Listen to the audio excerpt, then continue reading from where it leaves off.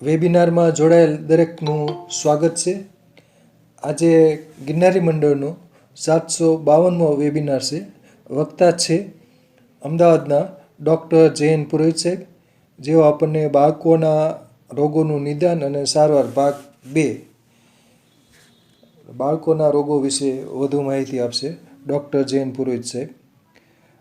Doctor Jayant પુરોહિત સાહેબને વિનંતી કે તેઓ પોતાનું વક્તવ્ય હવે શરૂ કરી શકે છે. નમસ્કાર સર. જય ધન્વંતરી.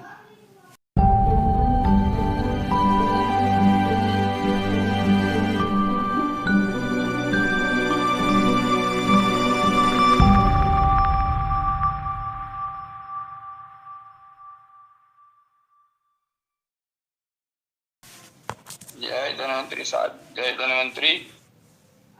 બધાને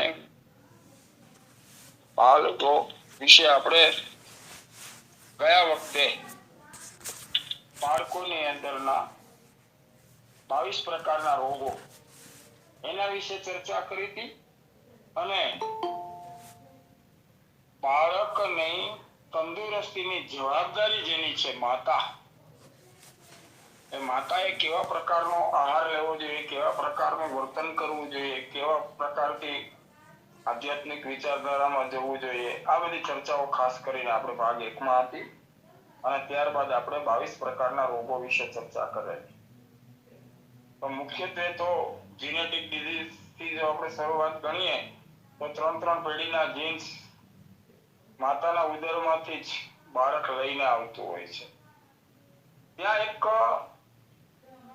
સંકલ્પ તો ના કહેવાય, વિકલ્પ ના કહેવાય, પણ એક એવો પ્રશ્ન ઉત્પન્ન થાય કે બાળકમાં કોના જીન્સ વધારે.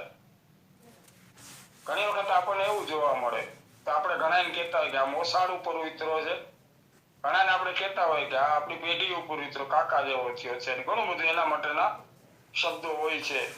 ઘણા મામા વિશે કહેતા હોય. તો માતાના ઉદરમાંથી માતાના જીન્સ અને પિતાના જીન્સ જેમાં વધારે હોય એ પ્રમાણેનું એનું મુખારવિંદ થાય. મુખારવિંદ એટલે મોઢું. ઘણી વખત બાપ જેવું જ પુરુષોમાં વધારે પડતું, દીકરામાં તો 95% મુખારવિંદ ફાધર જેવું હોય અને 5% માતા જેવું હોય. દીકરીમાં બાપમુખી દીકરીને સુખી ગણવામાં આવે. એ બહુ ભાગ્યે બાપમુખી દીકરી હોય છે, બાકી માતાના ગુણ વધારે દીકરીમાં આવતા હોય છે.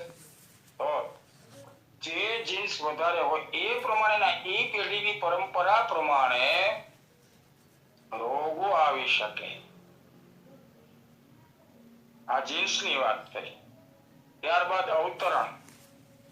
અવતરણ પછીના મોઢામાં પાક થવો, ઘણા બધા પ્રકારની આપણે અધગલી, દૌર્બલ્યતા, ગાત્ર શોષ પડવો, શયામૂત્ર, ઘણા બધા રોગો વિશે વાત કરી.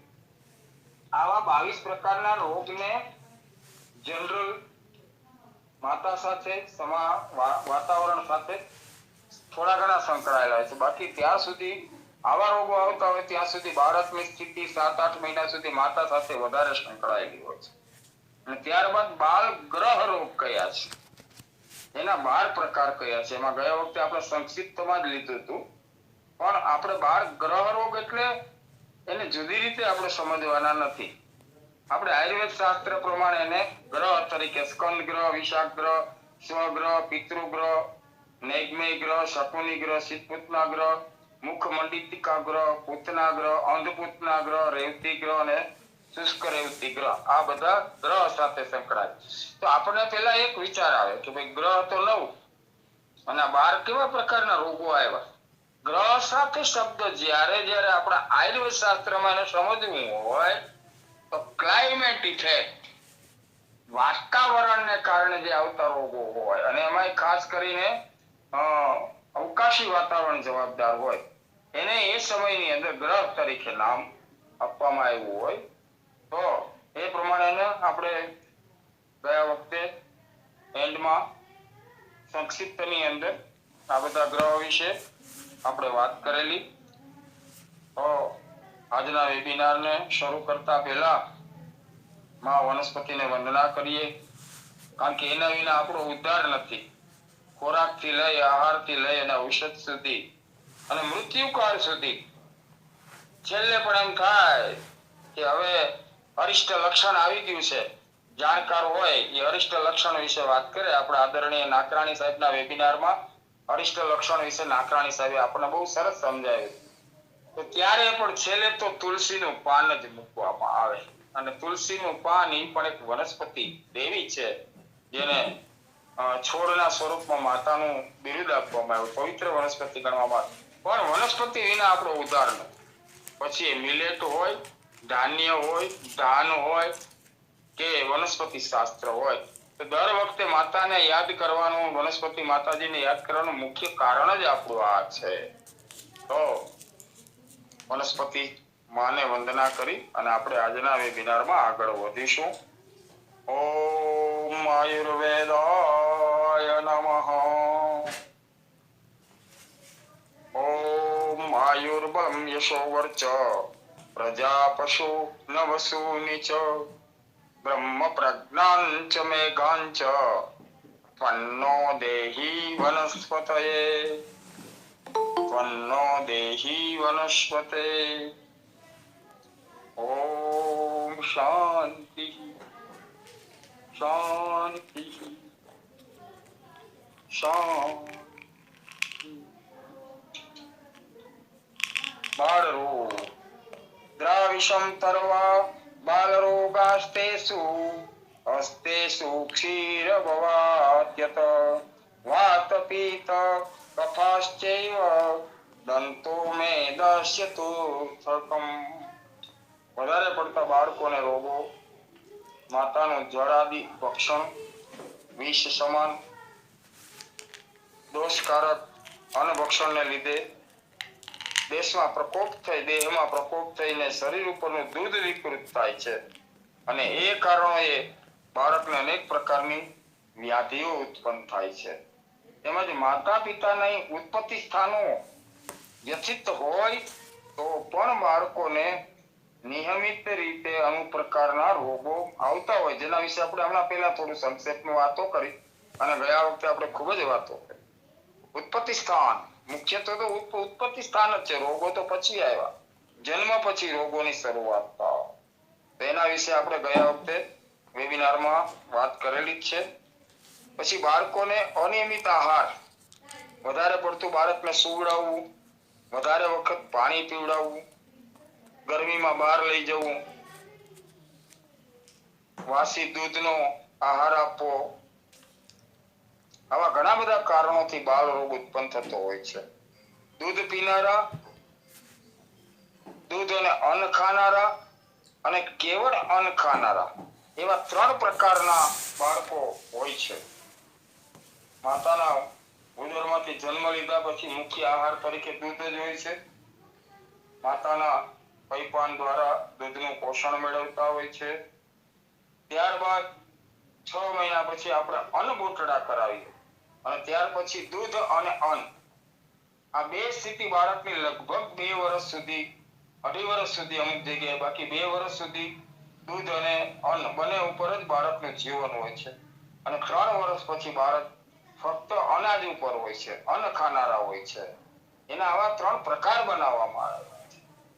અન્ન ઉપર આવ્યા પછી બાળકને એટલી બધી દૂધની જરૂર નથી પડતી જેટલી દૂધની જરૂર એમને જન્મ અવસ્થામાં જરૂર પડતી હોય.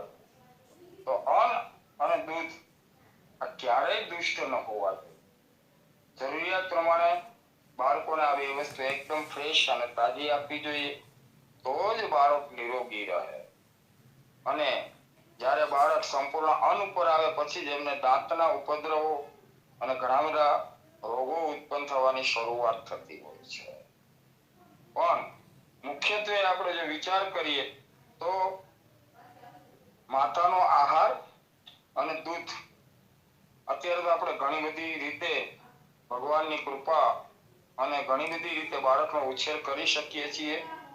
મેડિકલ સાયન્સનો આશરો લઈને પણ કરી શકીએ છીએ. જે હોય તેમાં હું બહુ ડીપ નથી જતો અને આયુર્વેદિક પદ્ધતિ પ્રમાણે પણ ઘણું બધું કાર્ય કરતા હોય છે. પણ જ્યાં સુધી બાળક અન્ન નથી લેતા હોય ત્યાં સુધી એને વાયરલ જેવા કે પાણીજન્ય રોગો, પાણી એને આપતા જ નથી આપણે, એટલે જ્યાં સુધી આપણે અન્ન ને પાણી નથી આપતા ત્યાં સુધી બાળકને પાણીજન્ય દોષો અને વાયરલ રોગો બહુ ભાગ્યે જ થતા હોય છે. જ્યાં સુધી બાળક માતાના દૂધ ઉપર હોય ત્યાં સુધી એને ટાઇફોઇડ છે કે એવા કોઈ પણ પ્રકારના રોગો નહીવંત હોય છે, શક્યતા જ નથી હોતી આમ તો. પણ હવે અત્યારના સાયન્સ કાળમાં, અત્યારની પરેજી, અત્યારનું જીવન, અત્યારની લાઈફસ્ટાઈલ એ પ્રમાણે આપણે કહી ના શકીએ કે કેવા પ્રકારનો રોગ ન જ આવી શકે. જન્મતાની સાથે જ અત્યારે બાળકની અંદર ખાસ કરીને કમળો જોવા મળતો હોય છે, જોન્ડિસ. અને આવો જોન્ડિસનો પ્રકાર ગ્રામ્ય વિસ્તારમાં જન્મેલા બાળકમાં જોવા મળતો જ. ત્યારે તે વખતના દાદીમાઓ હુંફાળા તડકા વિશે વાતો કરતા, અને આમ તો જનરલ એવા બધા જે પ્રકાર જે કાચની પેટીમાં રાખીને પ્રકાશ આપવો ને આવું તેવું કાંઈ હતું નહીં, અને એ એમને પણ આવા રોગો મટી જતા હતા. પણ અત્યારે આપણે કોઈને એવી સલાહ ન આપી શકાય, કારણ કે અત્યારે બાળકનું બંધારણ જ કેવું છે એના વિશે આપણે નોબડી એન્જર જોઈએ છીએ. તો બાળકોની ઘણી બધી અંતર્ગત વેદનાને જાણવાનો કોશિશ કરવી પડે, કારણ કે બાળક આપણે કહેતું નથી કે મને આ થાય છે, પણ એમના જે સિમ્પટમ્સ છે એ સિમ્પટમ્સ ઉપરથી આપણે બાળકને એના રડવા ઉપરથી ઓછું અથવા વધારે રડવું, ક્યારેક શાંત થઈ જવું ને પાછું રડવું, વારંવાર બાળકનું રડવું, જે ઠેકાણે હાથ હલાવે તે ઠેકાણે અને તે જગ્યા પર હાથ અડકવા ન દે મોટું થયા પછી, પણ નાની અવસ્થામાં ફક્ત એમના હાથ મુઠ્ઠી વાળીને રોવું, પગ ખેંચવા, આના ઉપરથી એમના નિદાન થઈ શકતા હતા. આંખો વધારે પડતી મીચવાથી આંખો બંધ કરીને રડતું હોય તો ત્યારે બાળકને માથામાં કઈ સામાન્ય દુખાવો હોય છે એવું સમજી શકાય.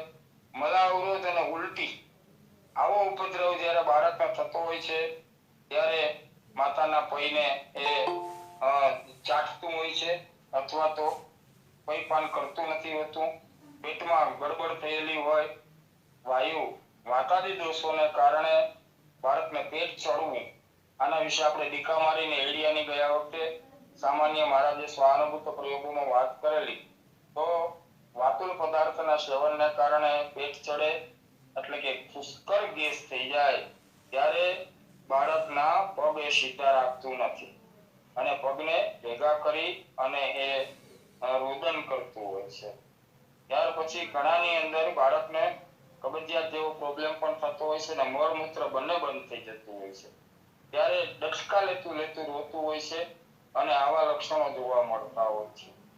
વૈદ્યોએ એવા નાક, મુખ, કાન વગેરે વધારાના દ્વારો, હાથ પગે પગ વગેરે આ બધાના સાંધા વારંવાર જોવા અને બાળકને ઔષધ આપવાનું પ્રમાણ પછી નક્કી કરવું. બાળક ઉત્પન્ન થાય એટલે તેને વાવડીના ફળ જેટલું અથવા તો ચણોઠીના ફળથી અડધું આવું ઔષધ બાળકને જન્મતાની સાથે આપી શકાતું હોય છે. પછી જેમ જેમ બાળક મોટું થતું જાય છે તેમ તેમ એનો ડોઝ વધતો જાય છે અને 1 વર્ષ પછી 1 ગ્રામ સુધીની વનસ્પતિ એમને આપી શકાતી હોય. પણ જન્મેલા બાળકને ડોઝ કેટલો આપવો એના માટે બહુ સરસ અહીંયા ઔષધનું પ્રમાણ બતાવવામાં આવે છે. વાવડીના ફળ જેટલું અથવા તો ચણોઠીના અડધા ફળ જેટલું આપણે એમને આપી શકાય. દવાઓ ઘણી જગ્યાએ એવા પ્રકારની દવાઓ હોય છે કે જે તીક્ષ્ણ હોય, ગરમ હોય, ઉષ્ણ હોય, તો આવી દવાઓ જરૂરી જ હોય ત્યારે દવાઓનું સેવન માતાને કરાવવામાં આવે છે અને માતાના પૈપાન દ્વારા આ પોષણ, આ દવાની જે અસર એ ધાવણ દ્વારા બાળકને મળે અને એને કારણે પણ બાળકનો રોગ જતો રહેતો હોય છે. જેમ જેમ ઉંમર વધે એમ એનો ડોઝ વધતો હોય છે. ત્યારબાદ દૂધના દોષો કરીને થાય છે. એમાં બાળકને ખાસ કરીને પાપણની નીચેનો ભાગ એટલે કે આંખની પાપણ ઉપર એને ખજવાડ આવતી હોય છે, આંખો દુખવા લાગે છે, ચેપડાનું પ્રમાણ વધારે આવે છે, આંખો ખૂબ જ આંખ ઉપર પોપચાઈના ઢળી જતા હોય છે, કપાળ, નાક અને આંખ ઉપર ચોડતું હોય છે અને વધારે પડતી એમને ચડ આવતી હોય છે અને ગરમીમાં એ જોઈ શકતું નથી, આંખો ઉઘાડી શકતું નથી. આને પારિક ગાર્ભિક એટલે પરિભવ પારોંગળું આપણી દેશા ભાષામાં પણ આપણે એમને કહેતા હોઈએ છીએ કે માતાને બીજું બાળક પેટમાં હોય અને માતા ગર્ભિણી હોય તો એ બાળકને દૂધની અસર આવે ને આવે. એટલે જ ઉધરસ ને થતી હોય છે, અગ્નિમાંદ, ઉલટી, અરુચિ, ભ્રમ, રોતું હોય છે, પેટ ઘણી વખત તપતપતું હોય છે. આવી સ્થિતિમાં પારિગર્ભિક અથવા તો પરિભવ પણ એને કહે છે, અથવા તો પારંગું કહે છે. તો આવા સમયે જેમ બને એમ વહેલી તકે બાળકને પૈપાન બંધ કરાવવું જોઈએ અને અગ્નિદીપન ઔષધ એને આપવું જોઈએ. તો અગ્નિદીપક તરીકે જો એમની 1 વર્ષની ઉંમર થઈ ગઈ હોય તો એને ચોથો ભાગ એટલે એક રત્તીનો ચોથો ભાગ એટલે કે 0.35 ml જેટલું એમને ત્રિકટુ મધ સાથે આપવામાં આવે તો અગ્નિ પ્રદીપ્ત થાય છે સૂંઠ મરીને લીલી પીપરના કારણે અને ધીમે ધીમે બાળક દૂધને છોડે નહીં. કારણ કે જે આદત હોય એ જલ્દી ન જાય એટલે ત્યારે પહેલાના સમયમાં વૈદો કડું અથવા તો કડવી વનસ્પતિઓ માતાને આપે અને એ માતા પೈ ઉપર લગાડે અને બાળકને કડવું ઓહળ મોઢામાં જાય એટલે ધીમે ધીમે દૂધને છોડી દેતું હોય છે. પારિગર્ભક અને અગ્નિદીપનના ઔષધ આપવા જોઈએ. ત્યારબાદ તાલુ કંટક વિશે આપણે ગયા વખતે બહુ સરસ વાત કરી લીધેલી છે. તાલુ કંટક એટલે બાળકને ઘાટી અને ઘાટડી એના વિશે આપણે વાતો કરી લીધી છે. ત્યાર પછી જેની અંદર પહેલાના સમયમાં વધારે પડતું મૃત્યુદર હતો એ મહાપદ્મ એટલે વિસર્પ એટલે રક્તવાવ, મળગાવરે, રક્તભાવ, મોનોરક્ત, બાળકના ગળાની એવા બસ્તીની જગ્યાએ ઘાવરું થાય છે એને કારણે બાળક બચી શકતું નથી. જેને રાતો કમળોના પાંદડા આ પ્રમાણે આનું મોઢું અને શરીર લાલ થઈ જતું હોય છે. એમાં જો મહાપદ્મ રોગ ત્રિદોષજન્ય હોય તો નિશ્ચિત બાળકનું મૃત્યુ થતું હોય છે. ત્યારબાદ વરાત અને સસણીને પણ ઘણા બધા નામો ભૂંડી, ગધેડી, વરાદ, સસણી, વરાણી, ભરાઈ આવવું આવા ઘણા બધા શબ્દથી આપણે એમને નવાજતા હોય છે. તો નાના બાળકની પ્રકૃતિ કફપ્રધાન હોય છે જ્યારે તેને કારણે ખાસ કરીને કફાશ્રયના રોગો થાય છે અને કફકારક પદાર્થના સેવન કરવાથી આ રોગ થાય છે. ખરેખર માતા તો માતા જ છે. બાળક માટે બધું જ કાળજી લેતી હોય છે પણ ઘણી વખત ઘણા બધી અજાણતા અથવા તો આજની ફેશન પ્રમાણે આજના એજ્યુકેશન પ્રમાણે ખાવાથી કઈ નથી થતું. આવા સિદ્ધાંતો ક્યારેક બાળકને મૃત્યુ સુધી લઈ જતું હોય છે. તો આપણે તો એમના વધારે ન કહી શકાય કોઈને, પણ જેટલી માતા કાળજી લે એટલું બાળકને સારું અને તંદુરસ્ત જીવન મળે છે.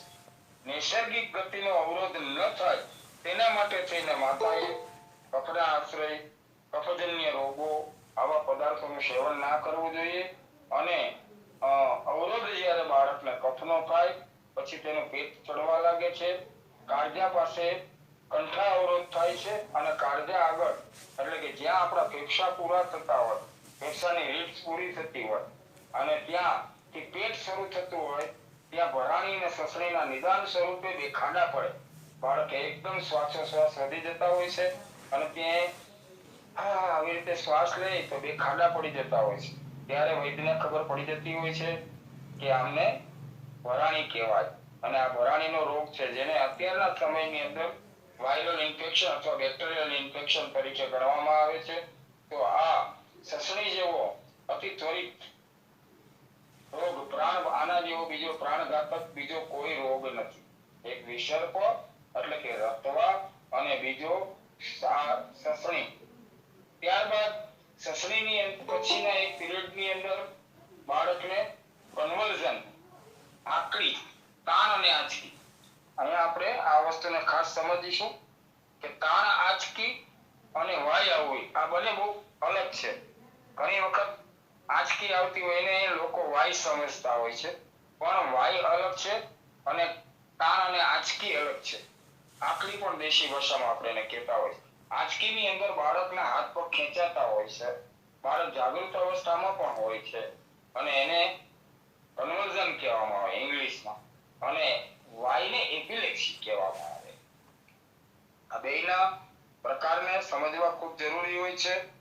માતા ઉષ્ણ અને વાતુલ પદાર્થોનું સેવન કરવાથી દૂધ દૂષિત થાય છે અને તે બાળકને પ્રાશન કરવાથી તેનું મગજ તપ્ત થઈ પ્રાણવાહક તંતુ એટલે કે મજા તંતુ ક્ષુબ્ધ થઈ જાય છે અને હસ્તપાદ દળ્યો થરથર એટલે કે હાથ અને પગના અવયવો થરથર કાંપવા માંડે છે, આંખો સુકાઈ જાય છે, હાથ પગને વારંવાર આંચકા આવે છે, ધીમે ધીમે શુદ્ધિ નષ્ટ થાય છે અને બાળક પૈપાન કરતું નથી એટલે ફીડિંગ પણ કરતું નથી, કરાવે તો કરાવો, મોઢામાં આપવામાં આવે તો પણ પૈપાન કરતું નથી. આ આકડી એટલે કે કન્વર્ઝન એ જમાનામાં એક મોટો અને ભયંકર અને પ્રાણનાશક રોગ છે.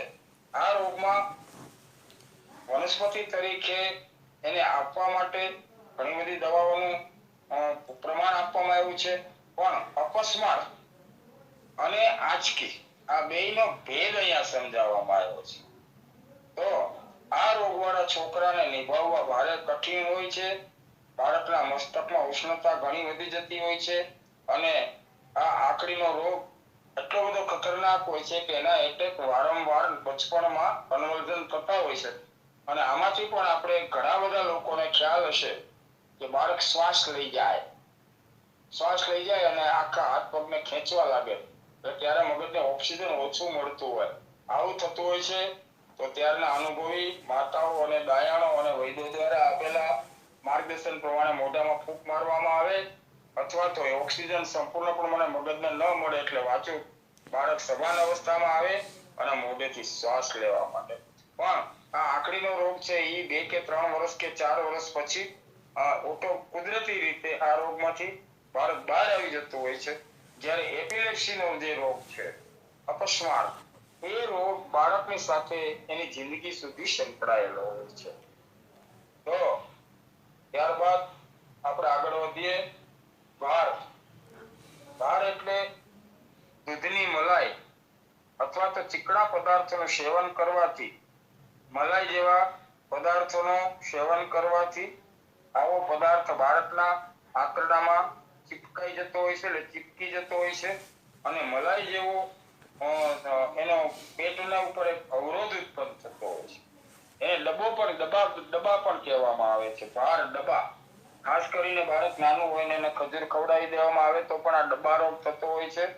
તો આ ડબ્બા રોગમાં અંદર એક જમાવટ થઈ જતી હોય છે, એને બહાર કાઢવામાં તકલીફ પડતી હોય છે અને સાધ્ય રોગ છે પણ ધીમે ધીમે જો એની કેર લેવામાં ન આવે તો ડબ્બા રોગ એટલે કે પેટની અંદર એક પ્રકારનું ગોઠલી જેવું પેટની અંદર એક બાજુ વસ્તુ ઉત્પન્ન થતી હોય છે અને કષ્ટસાધ્ય અને અસાધ્ય થાય તો એમાં પણ 6 મહિનાથી ઉપરના બાળકને વધારે થવાની શક્યતા હોય છે અને એમાં પણ ઘણી વખત જો પેલા કાળજી લેવામાં ન આવે તો બાળકનું મૃત્યુ થતું હોય છે. આજે આપણે અસાધ્ય રોગો એટલે કે કોમ્પ્લિકેશન, હાઈ મેજર કોમ્પ્લિકેશનના રોગો વિશે વાતો કરી રહ્યા છીએ. ત્યારબાદ બાળકને બરોળ એટલે કે સ્પ્લીન એ બાજુ પેટમાં ડાબી બાજુથી નાનકડા દેશી નરિયાની નારનો ટુકડો હોય ને, એક બાજુથી બેન્ડ હોય, આપણે નારિયેળને તોડીએ તો એમાંથી પણ જેમ બેન્ડ હોય એવો એક આકાર ડાબી બાજુ ઉત્પન્ન થતો હોય છે, બરોળ બાજુ. આવા અને એમાં પણ પેટ ફૂલી જતું હોય છે. આ રોગ થવાને કારણે ઘણી વખત બાળકને શરીર ઉપર સોજા આવતા હોય છે અને અસ્થમેટિક એટલે કે દમ જેવા રોગોની બાળક છે ને એનો ભોગ બનતો હોય છે. પછી બાળ કૂતરા, આવા એના બધાના ઉપચાર પણ હવે આપણે ધીમે ધીમે સાથે સ્ટાર્ટ કરશું. તો બાળ કુખરાની અંદર ત્રિફલા, ગોદર, સાતોડી, આદુ, રીંગણી એટલે ભોય રીંગણી, આ બધાની વાટી એનો કલ્પ કરી અને સુખોષણ લેપ કરવો. સુખોષણ એટલે સહન થાય તેવો. આવો લેપ કરવાથી બાળકના શરીર ઉપર એટલે કે કવલું, બરોળ અથવા તો ઉત્કલિકા એટલે કે પેટ ખુલ્લું હોય અને ઠીકરા જેવો ભાગ શરીરમાં ઉત્પન્ન થઈ ગયો હોય તો ત્યાં આ વસ્તુનો લેપ કરવામાં આવે તો બાળકને સાધ્ય થઈ જાય અને બચાવી શકાય છે. ત્યારબાદ કુંદરું, કુરુંદના પથ્થર ઉપર લોખંડ ઘસી અને એની વસ્ત્રગાળ ભૂકી છે એ પણ લગાડવામાં આવે દવાની રૂપમાં તો બાળકને આ રોગમાંથી બચાવી શકાય છે. બાળ કુકરાની અંદર ઘણી વખત બાળકને પેટ એકદમ ફૂલી જતું હોય છે ને પતલા ઝાડા શરૂ થઈ જતા હોય અને પેટમાં દુખાવો થતો હોય છે. ત્યારે પહેલાની માતાઓ પહેલાના સમયના જે લોકોના ઘરમાં હિંગ હોય ખાસ કરીને ત્યાં લેતી હિંગ લાવવામાં આવતી હતી. નાભીમાં પહેલા રૂ મૂકી હિંગનું સેજ પાણી કરી અને નાભીને ફરતું લગાડી અને એનો ઉપચાર કરવામાં આવતો હોય છે. જ્યારે બાળકને પારીગર્ભ એટલે કે માતા પ્રેગ્નેન્ટ હોય ને દૂધ પીવાથી પારંગળું લાગેલું હોય અને એને કારણે બાળકને તકલીફ થતી હોય તો ત્યારે લીંડી પીપર મધમાં નાખી અને ચટાડવી જોઈએ. મગ જેટલી લીંડી પીપર અને ઓછામાં ઓછું 2 ગ્રામ જેટલું મધની અંદર એટલી જ સામાન્ય લીંડી પીપર જે આપવી જોઈએ. લીંડી પીપર એક તીક્ષ્ણ અને અતિ ઉષ્ણ વનસ્પતિ છે પણ પારીગર્ભની અંદરથી એને કારણે આવેલી એના બોડીની અંદર શરીરની અંદર દીપન પાચનની કમી વધારે થયેલી હોય ત્યારે વૈદ્યોના માર્ગદર્શન નીચે લીંડી પીપર બાળકને ચટાડવામાં આવે છે અને એ પછી બાળકને એની અસર પણ બહુ જલ્દી લીંડી પીપરની આવતી હોય છે. કોઈ કારણોસર પેટમાં ગરમી વધારે હોય બાળક પ્રકૃતિથી પિત્ત પ્રકૃતિ ઉપર જતો રહ્યો હોય 10-12 મહિનો એટલે કે એકાદ વર્ષનું બાળક થઈ ગયેલું હોય અને આ ઉપદ્રવમાં બાળક પોતે લીંડી પીપરને મધ ન ચાટી શકે તો માતાને પણ આ ચટાડવા આપી શકાય અને પારીગર્ભ એટલે કે ધાવણ મુકાવાની પ્રક્રિયા પહેલા આ વસ્તુ ચટાડી અને માતા ત્યારબાદ એને જો ધાવણ મુકાય તો બાળકને આપણે પારંગડામાંથી બચાવી શકાય. સુરવરી હરડે અને તજ ઠંડા પાણીમાં ઘસીને પણ આપી શકાય માતાને અથવા બાળકને. અજમોદ, જીરું, શાહજીરું અને સૂંઠ આનું ચૂર્ણ મધમાં પણ આપી શકાય. શાસ્ત્રીય ઉપચાર આ બધા છે. એની સાથે સાથે પ્રવાલ ભસ્મ ગુલકંદમાં અથવા મધમાં અથવા ઘીમાં આપવાથી ખૂબ જ સરસ મજાનું પરિણામ બાળકની અંદર જોવા મળતું હોય છે. મરી પાણીમાં ઉકાળી અને તેમાં સાકર નાખી અને તે પાણી જો બાળકને આપવામાં આવે તો એ અને આ અજમોદનો પ્રયોગ છે અથવા તો પ્રવાલ ભસ્મ ગુલકંદમાં આપવાની હોય છે. તેમાં ખાસ કરીને બાળકને પૈપાન છોડાવી દીધા પછીના ઉપદ્રવમાં એનો ઉપયોગ કરવામાં આવતો હોય છે. અને આમે હરડે એટલે હરિતકી તો બાળક માટે એવું અમૃત ઔષધ છે કે પહેલાના સમયમાં બાળકને જન્મ આપી અને માતાનું મૃત્યુ થયું હોય તો એવા સમયની અંદર સુયાણીઓ શુદ્ધ પથ્થર ઉપર 2-3 વખત લીટા ખાલી પાડવાના છો.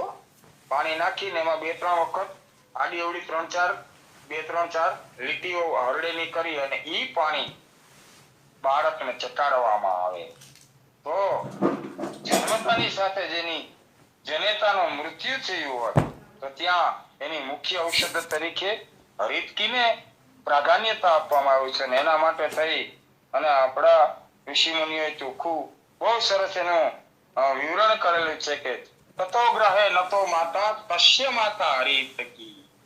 જેની માનું મૃત્યુ થયેલું હોય એવા બાળકને પણ જો દરરોજને માટે હરડે આપવામાં આવે તો બાળકને માતાના દૂધની ગરજ સારે. ઓપ્શન છે, માતાનું દૂધ તો માતાનું દૂધ જ છે પણ એ પછીનું બાળકની તંદુરસ્તી માટે એમને જો એ હરડે આપવામાં આવે તો બાળક ખૂબ જ સરસ રીતે એનો ઉછેર પણ થઈ જાય છે અને રોગો તો બચી શકતા હોય છે. ત્યારે આપણે ગયા વખતે તાલુકંટક, તાળવું, ગળું પડવું, ઘાટી આ બધા એના પ્રયોગો બતાવવામાં આવ્યા હતા. આપણે ચિકિત્સા નહોતી બતાવી પણ એના પ્રયોગો ઘાટડી ભીડવી અથવા તો ઘાટી ઉપાડવી. હું પણ ઉપાડતો હતો. હજી કોઈ બાળક આવે તો કોશિશ થઈ શકે તો બાળકને લઈને 2 વ્યક્તિ તો મિનિમમ આવ્યા હોય. એક બેન વ્યવસ્થિત હોય એ બાળકના પગ પકડી રાખે ને બીજા એના કમરથી ઉપર તેડી રાખે. ત્યારે મોઢું ધીમેથી ખોલી આપણો હાથ એકદમ સ્વચ્છ હોવો જોઈએ, નખ વધેલા ન હોવા જોઈએ. એવા આપણા હાથની ચાંદલો કરવાની જે આંગળી હોય એ ફાવતી હોય એ અથવા તો એની બાજુવાળી આ બેમાંથી કોઈ પણ આંગળી ઉપર સહેજ માખણ લઈ અને ગળાની અંદર જે ગળાના ભાગથી થોડુંક આગળથી ધીમેથી આંગળીને પાછી બહાર આપણે આંગળી કાઢતા હોય એ રીતે લાવવામાં આવે તો તરત જ બાળકનું તાળવું જે નીચે આવ્યું હોય એ ઉપર જઈ શકે છે. વૈદ હોય એનો એક હાથ બાળકના ઉપર માથામાં જે ખાડો હોય ત્યાં જ હોય છે. ઘાટી ઉપડી ગઈ કે નહીં તે ખાડા ઉપર હાથ રાખવાથી પણ ખબર પડી જતી હોય છે. ત્યારબાદ બાળકનું બ્રહ્મરંધ્ર એટલે કે બે આંખોની વચ્ચેથી જ્યાંથી કપાળની શરૂઆત થતી હોય ત્યાં અંગૂઠાથી 30 સેકન્ડ માટે દબાવી અને ધીમેકથી જેમ આપણે ચંદનનો ચાંદલો કરવા માટે થઈ અને ઊભો આંખ એટલે લીટી દોરતા હોય ઊભો એમને ચાંદલો કરતા હોય અંગૂઠાથી તે રીતે 30 સેકન્ડ પહેલા નેણ બે બાજુની નેણની વચ્ચેના ભાગને સેજ દબાવી 30 સેકન્ડ સુધી સામાન્ય રીતે અને પછી ચાંદલો કરતા એ રીતે એ નસને ત્યાંથી દબાવી ત્યારબાદ નીચે જે બેનોએ પગ પકડા હોય એને વ્યવસ્થિત પગ રાખવાનું કહેવાનું હોય અને કાનથી નીચેના ભાગથી બાળકને સેજ ઈશારા જેટલું સેજ ઊંચું કરવાથી વારંવાર એમને ઘાટી પડતી નથી, જેને તાલુકંટક કહેવામાં આવે. આ એક ઓરલ પ્રયોગ છે. બીજી રીતે પણ ઘણા બધા લોકો આ ઓરલ પ્રયોગ એટલે અલ્ટરનેટિવ પ્રયોગ દ્વારા બાળકને આ ઘાટીમાંથી બહાર લઈ લેવામાં આવતું હોય છે અને ઘાટી ઉપાડી પણ લેવામાં આવતી હોય છે. પણ જ્યારે આવી કોઈ વસ્તુ ન મળે તો હરડે વજ અને ઉપલેટ કઠ, ઉપલેટ એટલે કઠ, આનો કલ્ક કરી મધ નાખી અને માતાના દૂધમાંથી દૂધ લઈ અને એ બાળકને પીવડાવવામાં આવે તો પણ ઘાટી પડીમાં ફાયદો થાય છે. સાબરસિંગ ગાયના દૂધમાં અથવા તો ઘીમાં ઘસી અને ઉપર માથાના ભાગમાં જે ખાડો હોય છે તે તાળવા ઉપર લેપ કરવામાં આવે તો પણ બાળકનું તાળવું ઉપરના ભાગમાં જે બેસી ગયેલું હોય ઉપર આવી શકે છે. વધ અને જાયફળ દૂધમાં અગર ઘીમાં ઘસી અને તાળવા ઉપર લેપ કરવામાં આવે તો પણ એની સાથે સાબરસિંગ ઘસીને સેજ પીવડાવી દેવું. પણ આ બધું પીવડાવવા માટે ઘસવા માટેની જે પ્રક્રિયા છે એ ચંદન ઉતારવા જેટલી ન હોય. ઓળસિયા ઉપર સેજ પાણી અને 1 થી 2 વખત આડા ઉભા સાબરસિંગના ટુકડાના લીટા જ કરવાના, લીટી કરી અને એ સેજ એને પીવડાવી દેવાનું હોય તો પણ બાળકને તાલુકંટકમાંથી બચાવી શકાય છે. વાહનવેલ અગર પાડડીના વેલાને પાંદડાને બારીક વાટી અને તે પણ કાઢવામાં લગાડવામાં આવે તો પણ બાળકને જે ગળું પડે છે એમાં ખૂબ જ ફાયદો થતો હોય છે. કડવા કારેલા અને આંબા હળદરનું ચૂર્ણ માખણ મેળવી અને તે એની પિંડી જેવું એટલે કે માખણ અને આંબા હળદર એની થેપલી જેવી બનાવી અને તાળવા ઉપર લગાડવામાં આવે અને એની ઉપર એરંડાનું પાન 3 દિવસ આ પ્રયોગ કરવામાં આવે તો પણ બાળકને ઘાટીમાંથી બહાર કાઢી શકાય છે. ત્યારબાદ ડુંગળી શેકી વાટી તેનો લેપ કરવાથી અને સાંજે તે કાઢી તાળવા ઉપર ગાયનું ઘી ચોપડવાથી પણ ઘાટીમાં ફાયદો થતો હોય છે. આવા ઘણા બધા જવખાર અને મધ આંગળી ઉપર લઈને તાળવા ઉપર ચોડવાથી પણ ખૂબ જ સરસ મજાનું પરિણામ મળતું હોય છે. અહીંયા અલગ અલગ પ્રકારથી લોકો ઘાટી ઉપાડતા પણ હોય છે. ઘણા લોકો મધથી પણ ઉપાડતા હોય છે. એમાં સહેજ જવખાર લગાડીને એટલે આપણી આંગળીનું બાળકને ઇન્ફેક્શન ન લાગે એટલા માટે ત્યાં ક્ષારીય પદાર્થ તરીકે જવખારને લેવાનું કહ્યું છે અને મધથી પણ ઘાટી ઉપાડી શકાય છે. ત્યારબાદ રતવા આપણે આગળ વાત કરી ગયા છે કે એમાં મહાપદ્મ વિસર્પમાં બાળકનું મૃત્યુ થતું હોય છે. તો આવા સમયની અંદર ધાવરા રતવા ઉપર રાતિકરણના ફૂલ અને ચોખા બેને સંભાગ વધેને લઈ અને રાત્રે ઠંડા પાણીમાં ભીંજવી રાખી અને તે વાસણ ઝાકળમાં ઉઘાડું મૂકી અને સવારે વાટી અને તેનો લેપ કરવાથી જે જગ્યા ઉપર રતવાને કારણે ફોડલી ફોલા ફૂંસી થયેલું હોય એ જગ્યા ઉપર લગાડવાથી બાળકને બચાવી શકાય છે. સફેદ ચણોઠીના પાંદડા વાટી અને તેનો લેપ કરવાનું પણ કહ્યું છે. અહીંયા લોજિકલ દ્રષ્ટિએ ચણોઠીના પાન જે લોકોને ચૂનો તેજ ખવાઈ ગયેલો હોય તો એવા લોકોને પણ પાનની અંદર અથવા તો જે વસ્તુ ખાતા હોય એમાં ચણોઠીના પાન નાખીને આપવામાં આવે છે તો મોઢાની અંદરના ફોડલાને સારા કરે છે. એવી જ રીતે વિસર્પ આપણો જે રતવા છે એમાં પણ થોડી ચણોઠીના પાંદડા વાટી અને લેપ કરવામાં આવે તો બાળકને સરસ મજાનું પરિણામ આપણને મળી શકે છે. ગુલાબના પાણીમાં ગુલાબનું મૂળ, ગુલાબ અને જે જગ્યા ઉપર છોડ હોય એનું નાનકડું એક મૂળ કાઢી અને પાણીમાં ઘસીને એનો લેપ કરવામાં આવે તો પણ રતવાની અંદર થી બાળકને બચાવી શકાય છે. સાગના પાંદડા અને કામડાના કટકાની રાખ કરીને જૂનો કામડો, આપણે જેને ધાબરો કહીએ, પહેલાના જમાનામાં ઓરિજિનલ આપણી પાસે કંબળ તરીકે ધાબળાનો જ ઉપયોગ થતો અને એનું વણાટકામ પણ બહુ સરસ કરવામાં આવતું હતું. નીચે 1 થી 1.5 ફૂટ સરસ મજાના અલગ અલગ કલરના એની અંદર તાણાવાણા ગોથી અને એની કિનારી બનાવવામાં આવતી હતી. આ કામડા એકાદ પેઢી સુધી 1.5 પેઢી સુધી ચાલતા અને પછી એમાં કાણા પડી જાય અને જૂના ધાબળા થઈ જાય ત્યારે આવા ધાબળાને રાખી મૂકવામાં આવતા હતા. અને ખાસ કરીને એ લોકોને ખ્યાલ હોય એ ગામના વૈદરાજને આવા કામડા આપી દેવામાં આવતા હતા. તો આ જગ્યા પર સાગના પાંદડા અને કામડાના કકડાની રાખ બનાવી અને તેલમાં ખરલ કરીને ચોપડવામાં આવે તો હર્પીસ, રતવા, વિસર્પ એટલે એક પ્રકારનો હર્પીસનો પ્રકાર છે. મોટી વ્યક્તિને પણ જો હર્પીસ થયેલું હોય તો આ પ્રયોગોને ધ્યાનમાં રાખી અને પ્રમાણ વધારે લઈ અને પ્રયોગો કરવામાં આવે તો હર્પીસની અંદર ખૂબ સરસ મજાનું પરિણામ મળતું હોય છે.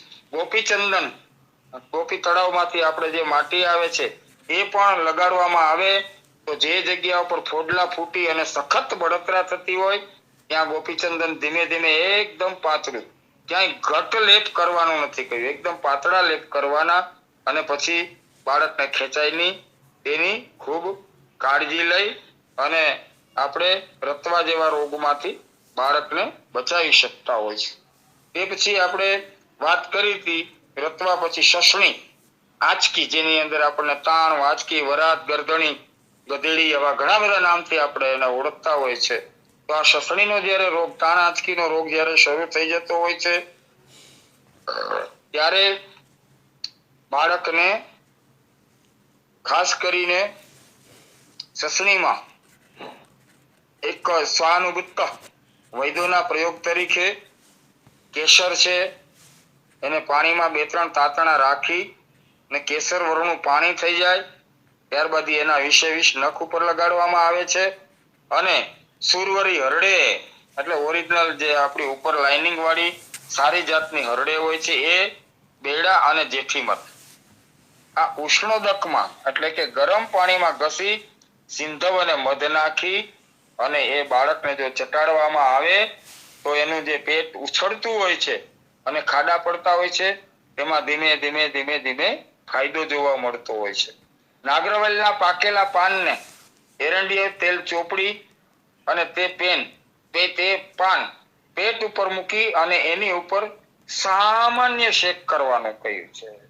ખાસ કાળજી રાખીને આવા બધા પ્રયોગ કરવાના હોય ત્યારે ઘરના વડીલ વ્યક્તિએ પ્રયોગ કરવા જોઈએ. કારણ કે માતાને એવું હોય છે કે હું મારા બાળકને જલ્દી ઊભું કરી દઉં અને એ જડતાની અંદર ઘણી વખત ગરમ કપડું વધારે રહી જાય તો પણ બાળકને મુશ્કેલી ઊભી થાય અથવા મૃત્યુ સુધી જઈ શકાય.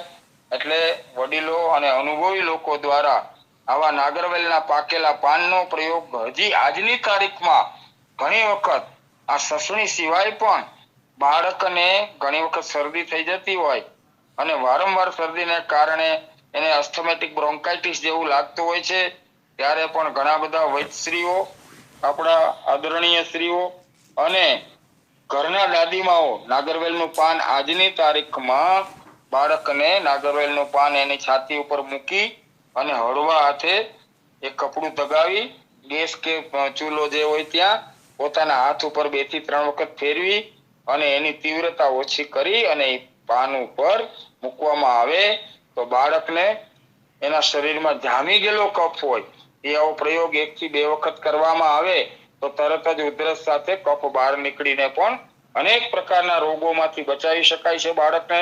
અને કોઈ પણ પ્રકારના શરદીની અંદર પણ આ પ્રયોગ આપણે કરી શકીએ છીએ.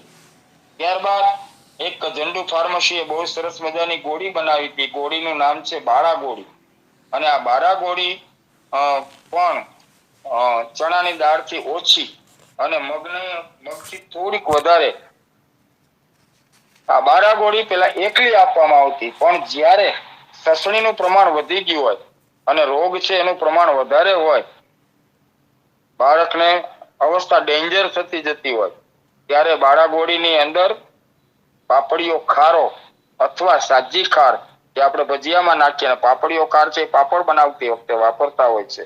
આ સેજ નાખી તેમાં બાળકની માતાનું સેજ દૂધ નાખી અને પીવડાવવાથી બાળકને ઉલટી થાય, અને ઉલટી થાય એટલે ઉલટી વાટે ચિકાશયુક્ત કફ બધો બહાર નીકળી જાય. જેમ પાન મેં વાત કરી ને આગળ કે નાગરવેલનું પાન મૂકવાથી બાળકનો કફ પાતળો થઈને નીકળે, અને એ પ્રયોગ પછી જો તરત જ આ પ્રયોગ કરવામાં આવે તો વમનયુક્ત આ પ્રયોગ છે. બાળાગોળીની અંદર પાપડીઓ કે સાજી ખાંડ અને માતાનું દૂધ આ ત્રણ વસ્તુ ભેગી થાય એટલે વોમિટ થાય, અને એ વસ્તુની વોમિટ કરાવી અને અંદરથી કફ નીકળી જાય તો બાળકને અસ્થમેટિક બ્રોન્કાઇટિસ, એક પ્રકારના બ્રોન્કાઇટિસના એટેક અને સસણી વરાળ જે ગણીએ તે વરાણી, આ બધાથી બાળકને સરસ રીતે આવી નાની નાની ટ્રીટમેન્ટ દ્વારા ઉપચાર કરવાથી બાળકને જિંદગી મળતી હતી.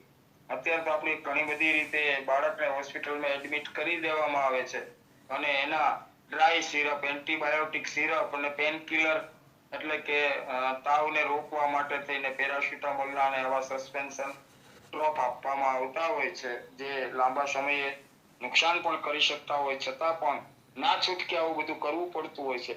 પણ સામાન્ય તકલીફ હોય તો આજે બતાવેલા પ્રયોગો કરવામાં આવે તો બાળકને વધારે પડતા બચપણથી એટલે જન્મજાત એન્ટીબાયોટિકના ડોઝ ના આપવા પડે એના માટેના પ્રયત્ન છે.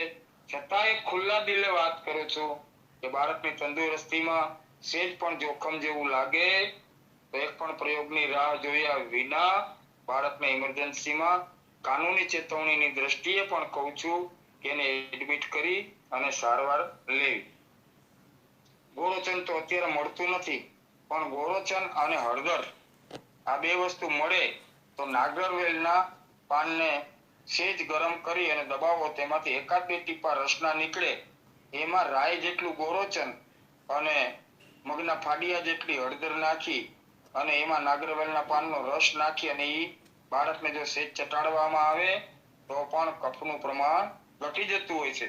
આજે 15 કે 20 વર્ષની ઉંમર થઈ ગઈ હોય અને છતાંય વારંવાર બાળકને અસ્થમાના એટેક આવતા હોય, 15 વર્ષની ઉંમર સુધીના બાળક જ કહેવાય, અને એને પણ આવો ઉપદ્રવ થતો હોય તો ત્યારે આપણે અત્યારે ગોરોચન તો મળવું મુશ્કેલ છે, પણ નાગરવેલના પાનને 4-5 પાનને કુકરમાં સેજ રાખી અને પોચા કરી અને પછી એને ખાંડવામાં આવે તો એમાંથી એકાદ ચમચી જેટલો રસ કાઢી એમાં હળદર નાખીને વારંવાર એલર્જીકલ અથવા તો ડસ્ટિંગ એલર્જી અથવા તો જેમને પાનની એલર્જી હોય, ક્લાઇમેટ એલર્જી હોય, આવા બાળકોને પણ જો આ પ્રયોગ કરવામાં આવે તો એની અંદર પણ સરસ મજાનું પરિણામ. આપણે પ્રયોગ કરવામાં કઈ વાંધો નથી, નાગરવેલના પાન પણ જોઈએ એટલા મળે છે અને હળદર પણ આપણા ઘરમાં હોય છે, તો એને પેલી સેટ્રેઝનની ટેબ્લેટથી બાળકને બચાવી શકાય. કારણ કે લિવોસેટ્રેઝિન એક સ્ટીરોઇડ યુક્ત અથવા તો એના જેવું જે કંઈ આપણો વિષય નથી આયુર્વેદ દ્રષ્ટિએ, પણ એમાં જે વસ્તુઓ અને તત્વ આવે છે એ ખૂબ જ નુકસાનકારક હોય છે. બાળકને આપ્યા પછી 2 દિવસ બાળક છે ને ઘેનમાં રહેતો હોય એવી સ્થિતિ થઈ જતી, મોટા પણ લે તો એને પણ આખા શરીરને અંદર એકદમ વીકનેસ આવી જતી હોય. તો આવી દવાની જગ્યાએ આવા પ્રયોગો કરવામાં આવે તો બાળકને નાગરવેલના પાનના રસની અંદર હળદર નાખીને આપવામાં આવે તો સરસ મજાનું પરિણામ 15 વર્ષ સુધીના બાળકને મળી શકે છે. પાન સાથે કાળી જીરીને હળદર નાખીને એનો રસ આપવો. કાળી જીરી એ બહુ વ્યવસ્થિત રીતે મળી જતી હોય છે. આ બે પ્રયોગમાં ત્રીજી એક વનસ્પતિને ઉમેરી છે, કાળી જીરીને. આ નાખીને રસ આપવામાં આવે તો પણ એને અવાજ આવતો એક પ્રકારનો એલર્જીકલ એટેક આવી રીતે અવાજ આવતો હોય એટલો શ્વાસ બાળકને એટલે કે 10-12 વર્ષના બાળકને પણ ચડેલો હોય ત્યારે આ કાળી જીરી એની અંદર નાખી હળદર અને પાનના રસનો, નાગરવેલના પાનનો રસનો પ્રયોગ કરી શકાય છે. ત્યારબાદ કારેલીના પાનનો રસ કાઢી અને તેમાં હળદર નાખવી. આ પ્રયોગ ક્યારે કરવો? કે કફ બહાર નીકળી શકતો ન હોય, મોટું બાળક હોય, પરસેવો વળી જતો હોય એટલે એને તકલીફ પડતી હોય, શ્વાસ ન લઈ શકતું હોય, ત્યારે કારેલના પાનના રસની અંદર હળદર નાખી અને આ રસ પાવામાં આવે તો બાળકને તાત્કાલિક ઉલટી થઈ અને બધો જ કફ બહાર નીકળી જતો હોય છે. અને જેવો કફ બહાર નીકળી જાય એટલે તરત એની અંદર બધા લઈ શકે. આ પ્રયોગ 25 વર્ષે થાય ને 60 વર્ષે પણ થઈ શકે એવો છે. આપણે ઘણી વખત ચાલુ બીજા વેબિનાર ને અથવા તો ડાયરામાં પણ ઘણી વખત વાત થતી હોય છે કે જામેલો કફ બહાર કાઢવો હોય તેના માટેનો શું પ્રયોગ. તો વોમિટ દ્વારા જો એને કાઢવો હોય તો કારેલના પાનનો રસ કાઢી તેમાં હળદર નાખી અને પીવડાવો અથવા પીવો. જાત અનુભવ કરવાની જરૂર છે, કારણ કે કફજન્ય રોગોથી આજે બહુ ઓછા લોકો ને કફજન્ય રોગો ન હોય એવું બનતું હોય છે. અને એમાંય અત્યારે મહાસુદી પાંચમ વસંત પંચમી થી કફનો જ પ્રકોપ હોય તો કોઈ લોકોને આવો પ્રકોપ હોય અને કફ જલ્દી બહાર ન નીકળતો હોય તો ઓછો પ્રયોગ કરી અને કારેલના પાનનો રસ અને હળદર નાખી અને ધીમે પીવાનું ચાલુ રાખે તો ઉલટી એ ન કરવી પડે અને સામાન્ય રીતે ઉધરસ અથવા ખોખારો ખાય તો પણ ઘણી વખત કફ બહાર નીકળી જતો હોય છે. કફનું શમન થાય એટલે રોગની અંદર સરસ મજાનું પરિણામ મળતું હોય છે અને તરત જ માનસિક રીતે શાંતિ થાય ત્યારે આપણે એવું સમજી શકાય કે આ રોગમાંથી આપણે અત્યારે મુક્ત થઈ ગયેલા છીએ. સસણી, ત્યાર પછી સતાપાના પાનનો રસ અને મધ નાખીને પણ આપી શકાય છે. અને બેસ્ટમાં બેસ્ટ પ્રયોગ તરીકે ગૌમૂત્ર 1 કે 2 વખત ગાળી હળદર નાખીને પીવડાવવામાં આવે તો પણ કફની ઉલટી થઈ અને કફ નીકળી જતો હોય છે. ગયા વખતે મેં ડિક્કા મારી અને એડિયાની વાત કરેલી એવી જ રીતે જો તાત્કાલિક એમાં પ્રયોગની અંદર બાળકનું પેટ ખૂબ જ મોટું થઈ ગયેલું હોય એટલે કે ગેસ થઈ ગયેલો હોય, લીલા કાચ અથવા તો પીળું સંડાસ ચાલુ હોય, શ્વાસ બાળક લઈ શકતું ન હોય ત્યારે ડીકા મારી અને એડિયાની આપણે વાત કરી હતી. પણ વધારે તકલીફ હોય તેમાં થોડો રેવંચીનો શીરો ઉમેરી અને ગરમ પાણીમાં વાટી અને નાભીના ભાગને પેલા રૂ મૂકીને એના પર તો લેપ કરવામાં આવે તો બહુ જ સરસ મજાનું સસણી, વરાત, ભરાણી આની અંદર પરિણામ મળે છે. 1984 ગીરની અંદર આ પ્રયોગ કરેલો અને એક બાળકને જિંદગી મળેલી. વરસાદની સિઝન હતી, ક્યાંય લઈ જઈ શકાય એવું હતું નહીં અને એ ભાઈ આવીને એટલું જ કીધેલું કે હવે મારો તો તમે ને જીવાડો તો તમે. ત્યારે ફાધર મારી સાથે હતા અને ફાધરે આ પ્રયોગ કરવાનું કહેલું અને ખૂબ જ સરસ મજાનું પરિણામ મળેલું. તો આવી રીતે આપણે સસણી, રતવા એટલે કે વિસર્ગ અથવા અંદર આપણે કહીએ તો હર્પીસ એના વિશે વાત કરી, તાણ આંચકીની વાત કરી હતી. તો તાણ આંચકીના બીજા પણ ઘણા બધા પ્રયોગ છે જે પ્રયોગને આજે આપણે પૂર્ણ કરવાની કોશિશ કરશું. નહીં તો પછી વધારે ને વધારે વેબિનાર થતા જશે તો 10 મિનિટ વધારાની લઈ અને આજે કન્વર્ઝન આંચકી અને તાણ પેલા આપણે એનું નિદાન વિશે વાતો કરી અને હવે આપણે વાત કરીએ છીએ એની સારવાર વિશે. કન્વર્ઝનની અંદર આપણે શું આપશું બાળકને ઉપચાર તરીકે? તો કે સફેદ કાંદાનો રસ અથવા તો સફેદ કાંદા એને ચીરી અને નાક પાસે ધરી રાખવાથી અને સુંઘાડવાથી બાળકના શરીરની અંદર એક જાતની ખેંચ આવતી હોય એ કન્વર્ઝનની ખેંચને અહીંયા પ્રાધાન્યતા આપ્યું છે, એપિલેપ્સીની નહીં અથવા તો અપતંત્રકવાત એટલે હિસ્ટેરિયામાં નહીં પણ નાના બાળકની અંદર આ પ્રયોગની ખેંચ શરૂ થઈ ગઈ હોય તો ત્યારે સફેદ કાંદાને ચીરી અને એના નાક પાસે રાખવાથી એની અંદર એનું તત્વ જશે, ઉડનશીલ તત્વ, અને સુંઘાડવાથી તરત જ એમાં ફાયદો થશે. તાળવા સિવાયના સર્વ મસ્તક, નાક આગળ, કપાળ આગળ તથા આંખો ઉપર ગુલાબ જળ જે આપણે જોઈતા હોય છે એ ગુલાબ જળ ચોપડવાથી પણ ફાયદો થાય. પણ ગુલાબ જળ વિશે આપણે સરસ મજાની ચર્ચા આપણા આદરણીય શ્રી આપણા ઠક્કર સાહેબ એમાં જિજ્ઞેશભાઈ જોશી સાહેબે ગુલાબ જળ કેવી રીતે બનાવવું, એ સિવાય ઘણા બધા અન્ય લોકોએ ગુલાબ જળ કેવી રીતે બનાવવું અને શું ઉપયોગ કરવો અને કયું સારું કહેવાય એના વિશે આપણને 2-3 પ્રયોગો અનિલભાઈ છે એવાએ પણ આપણને સરસ મજાની વાત કરેલી. તો એવું ગુલાબજળ ઓરિજિનલ ગુલાબજળ પણ ખાસ કરીને તાળવાનો ઉપરનો ભાગ છોડી અને બીજા આખા મસ્તકની ઉપર નાક સુધી અને કપાળ ઉપર ત્રિપુંડ જે આપણે તાળતા હોય આખા ભાગને આંખની ઉપરના ભાગ ઉપર ગુલાબજળ લગાડવામાં આવે તો પણ કન્વર્ઝન એક પ્રકારની આંચકીમાં ખૂબ જ સરસ પરિણામ મળે.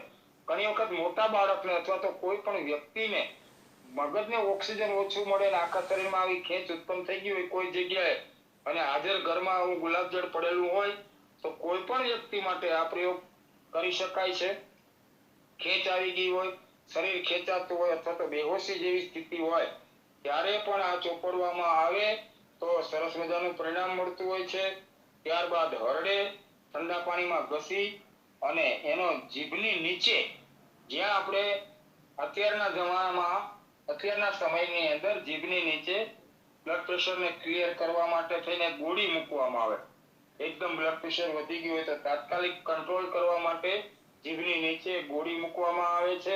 એવી રીતે એ જગ્યા ઉપર હરડેને મૂકવામાં આવે અને તે જીભની ઉપર ચોપડવામાં આવે તો પણ બાળકને કન્વર્ઝનમાંથી તાત્કાલિક મુક્તિ મળી જતી હોય છે.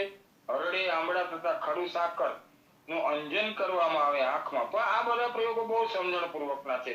આ પ્રયોગ બાકીના પ્રયોગો આપણે જાતે કરી શકીએ એવા છીએ. ડુંગળીનો ઉપાય આસ્તે આસ્તે આપણે આગળ જેમ વાત કરી સુંઘાડવાનો એ વારંવાર ચાલુ રાખવામાં આવે તો બાળકને કન્વર્ઝનમાંથી સામાન્ય પ્રયોગો દ્વારા બાળકને આપણે આંચકીમાંથી મુક્ત કરી શકતા હોઈએ છીએ. તો આવા કન્વર્ઝનની અંદર યાદ રાખીને થોડી ડુંગળી સુંઘાડવી, બધે ગુલાબજળ વાપરવું અથવા ચોપડવું, હરડે છે એ ઠંડા પાણીમાં ઘસીને જીભની નીચે મૂકવી અને વારંવાર ડુંગળી સુંઘાડતા રહેવાથી આપણે કન્વર્ઝનમાંથી આપણે બાળકને મુક્ત કરી શકતા હોઈએ છીએ. તો ભાગ 3 ની અંદર આગળની સારવાર તરીકે ભાર કેવી રીતે રહે એની અંદર પછી બરોડ અને સ્પ્લીન વિશે આપણે વાત કરી હતી. ત્યારબાદ દંતોદ્ભવ, દાંત આવે ત્યારે બાળકને શું થતું હોય છે, આ બધો રોગ વિશેની આપણે હવે સારવાર જ લેવાની છે. નિદાન અને અન્ય વાતો બાળકની માતાએ કેવી રીતે કેર લેવાની આ બધું તો આપણે જાણી લીધું છે. પણ હવે ડાયરેક્ટ આપણે હરેક રોગ વિશેની સારવારની વાતો કરશું તો પણ 2-3 વેબિનાર થવાની શક્યતા છે. એટલે આજે જેટલું લેવાય એટલું વધારેમાં વધારે મેક્સિમમ લેવાની કોશિશ કરી અને આજના વેબિનારને અહીંયા હું વિરમું છું. સર્વત્ર સુખિનઃ સંતુ સર્વે સંતુ નિરામય સર્વે ભદ્રાણિ પશ્યન્તુ મા કશ્ચિત દુઃખમાપ્યુનાથ. ઓમ શાંતિ શાંતિ શાંતિ. આરોગ્ય ભવઃ આરોગ્ય ભવઃ આરોગ્ય ભવઃ. ખૂબ ખૂબ આભાર ડૉક્ટર જૈન પુરોહિત સાહેબનો, જેમણે આજે બાળકોના રોગોનું નિદાન અને સારવાર ભાગ 2માં કેટલાક રોગોની ઘરગથ્થુ સારવાર વિશે સરસ માહિતી આપી છે. રતવા છે, સસણી, તાલુક કંટક, તાણ, ખેંચકી, આ બધા જે કફનો પ્રકોપ, ખાસ કરીને જે સમુદ્ર ફળનું મીંજ છે એનો ઘસારો પણ સસણી કે વરાત થઈ ગઈ હોય ત્યારે અપાતો હોય છે. સમુદ્ર ફળના મીંજનો ઘસારો તો એનાથી ઉલટી થઈ અને થોડો કફ બહાર નીકળતો હોય છે, વોમિટ થઈ. અને બાકી એક ભાવનગરમાં એક વેદરાજ થઈ ગયા ચકલી ભટ્ટ નામે, ડોશીમાની ખલેચી, બાળકોનો વૈદ્ય જટાશંકર લીલાધર ત્રિવેદી, તો ચકલી ભટ્ટ નામે ઓળખાતા એક વેદરાજ ડોશીમાની ખલેચી, તો એ બાળકોના વેદ તરીકે ઓળખાતા ચકલી ભટ્ટ. તો આની માહિતી ઠક્કર સાહેબે આપી હતી. હવે ઠક્કર સાહેબને વિનંતી કે 2 શબ્દો કહેશે. વૈદ્ય શ્રી વિનોદભાઈ ઠક્કર સાહેબ. નમસ્કાર. જય ધન્વંતરી. પુરોહિત સાહેબ નમસ્કાર. નમસ્કાર સર. નમસ્કાર. આજે સાહેબે બહુ વિસ્તારથી સમજાવવાનો પ્રયત્ન કર્યો એટલે હું ચિકિત્સાના ભાગની વચ્ચે નહીં પડું, પણ જે સાહેબે 3-4 વસ્તુ અને 3-4 રોગો ઉપર જે ભાર દઈને અવારનવાર એના વિવિધ પ્રયોગો કીધા. એમાં પહેલો કમળો. આજે 100માંથી વર્તમાન સમયમાં 100માંથી 60-65% બાળકોને કમળો જન્મ સમયે કહેવામાં આવે છે. હવે કમળો એટલે પિત્તની વૃદ્ધિ. એટલે વિચારવાનું એ થાય કે માતાએ ગર્ભકાળમાં કેવી ભૂલો કરી અને માત્રાથી વધારે પિત્તર ખોરાક ખાધા ત્યારે બાળકમાં આ ઉતર્યું. એટલે આ એક વસ્તુ જાગૃતિ લાવવાની વાત છે કે જે સાત્વિક અને સંતુલિત આહાર આપણા શાસ્ત્રમાં જે માતાએ ગર્ભકાળ દરમિયાન લેવાની વાત કીધી છે તેની અવગણનાના પરિણામો બાળકને ભોગવવા પડે છે. હવે આ જ વાત ઉપર મારા પોતાના સ્વમાં એટલે મારા જ પરિવારમાં મારા નાના બ્રધરના વાઇફને બાળક આવ્યું અને જન્મ્યું એટલે કમળો કીધો અને એને નિયોનેટલ કાચની પેટીમાં લઈ જવાની વાત આવી. એટલે મારા ઘરમાં મારા બ્રધરે કીધું ભાઈ આપણે આમાં કઈ ના કરી શકીએ. મેં કીધું ભાઈ કરી શકું પણ મારું બાળક હોય તો હું એ હિંમત કરું પણ તારું છે અને કાલે કંઈક થાય તો મને તકલીફ પડે અને મારા માટે નામોશી આવે તો કે તમારા માટે હિંમત કરો તો મારા માટે કેમ ના કરી શકાય? બોલો શું કરવાનું? એટલે મેં કીધું કશું જ નથી કરવાનું. સવારે પહેલા પ્રહરમાં એટલે સૂર્યોદયનો રોજે રોજનો ટાઈમ જોવાનો અને પહેલા પ્રહરમાં બાળકને સૂર્ય સમક્ષ મૂકી અને 15 મિનિટ બેસવાનું. કશું જ બીજું કરવાનું નથી. મને કીધું બસ આટલામાં? મેં કીધું એટલે જ મેં કહ્યું કે હું મારું બાળક હોય તો હિંમત કરું, તારામાં હું હિંમત ન કરી શકું. તો કે ના હું કરું છું. અને હોસ્પિટલમાંથી રજા લઈ અને ડોક્ટર બહુ આગ્રહ કર્યો કે તમે આ બધું ખોટું કરો છો, બાળકને જોખમ થશે.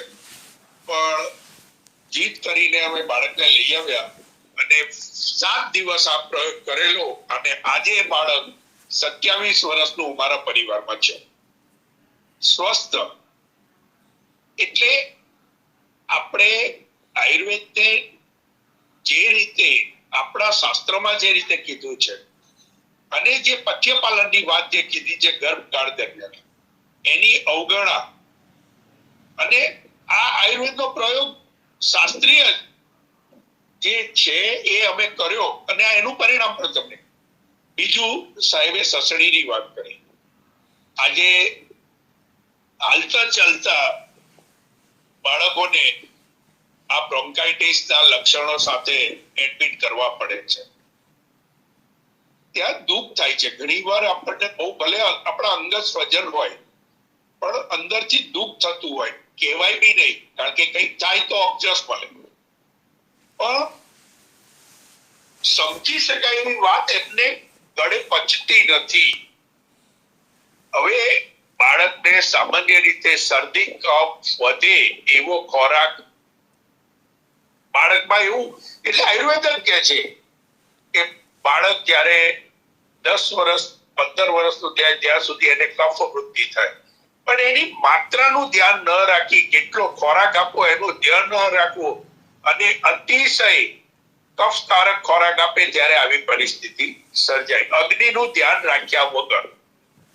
બીજું કે આજે જ્યારે માતા દુધપાન કરાવતી હોય અને માતા જ્યારે બધું જે પ્રસૂતિ બાદ જે ખાનપાનની મર્યાદા આપણે 6 મહિનાની હતી એ 6 મહિનાની મર્યાદામાં આજે ઘણું બધું લુપ્ત થઈ ગયું અને બધું માતા ખાવાનું ચાલુ કરી દે છે. આ બધાનું પરિણામ બિચારું બાળક ભોગવે છે. બાળક આમાં હેરાન થાય છે. માતા પિતા તો થાય જ છે પણ બાળક વધારે હેરાન થાય છે. ત્રીજું સાહેબે જે વાત કરી કે આજ કી ખેંચ વાયુ પ્રધાન ખોરાક વધારે ખાતો હોય, વધારે ભૂખ્યા રહ્યા હોય, અરુચિના હિસાબથી કે ગમે તેના હિસાબથી, ત્યારે બાળકનું બંધારણ આવું આવે છે. એટલે આ ખાલી એક ઈશારો કર્યો છે કે આપણી માતા એટલે જનેતાએ કેવી ભૂલો કરી છે અને કેવી ભૂલોનું પરિણામ બાળક ભોગવે છે, એ ખાલી ઈશારો કર્યો છે. કોઈ આ દુઃખ ન લગાડતા, પણ સમજવા માટે મેં આ વાત કરી છે. એટલે ન્યાય રાખી અને આપ એને ન્યાય આપશો. અસ્તુ. જય ધન્વંતરી. જય ધન્વંતરી, જય ધન્વંતરી. ખૂબ ખૂબ આભાર વૈદ્ય શ્રી વિનોદભાઈ ઠક્કર સાહેબનો. સરસ પૂરક માહિતી બધી આપી. ખૂબ ખૂબ આભાર ડૉક્ટર જૈન પુરોહિત સાહેબનો, જેમણે આજે બાળ રોગો વિશે માહિતી આપી અને કેટલાક ઘરગથ્થુ ઉપચારો વિશે પણ સરસ માહિતી આપી છે. સરસ રહ્યું વક્તવ્ય. આભાર. સરસ.